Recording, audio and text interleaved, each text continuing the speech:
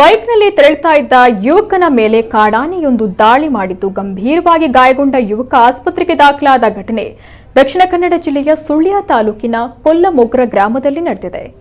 ಕೋಲಡ್ಕ ನಿವಾಸಿ 21 ವರ್ಷ ಪ್ರಾಯದ ಗುರುಪ್ರಸಾದ್ ಆನೆ ದಾಳಿಯಿಂದ ಗಂಭೀರವಾಗಿ ಗಾಯಗೊಂಡು ಆಸ್ಪತ್ರೆಗೆ ದಾಖಲಾದ ಯುವಕನಾಗಿದ್ದಾನೆ.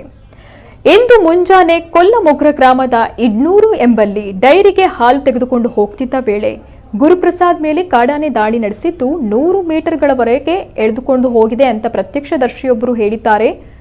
ಅಡಿಕೆ ಕೊಯ್ಯಲು ತೆರಳುತ್ತಾ ಇದ್ದ ವ್ಯಕ್ತಿಯೊಬ್ಬರು ಕಾಡಾನೆ ಗುರುಪ್ರಸಾದ್ ಮೇಲೆ ದಾಳಿ ಮಾಡುತ್ತಿರುವ ದೃಶ್ಯವನ್ನ ನೋಡಿದ್ದು ನಂತರ ಸ್ಥಳೀಯರು ಸೇರಿ ಕಾಡಾನೆಯನ್ನ ಓಡಿಸಿದ್ದಾರೆ.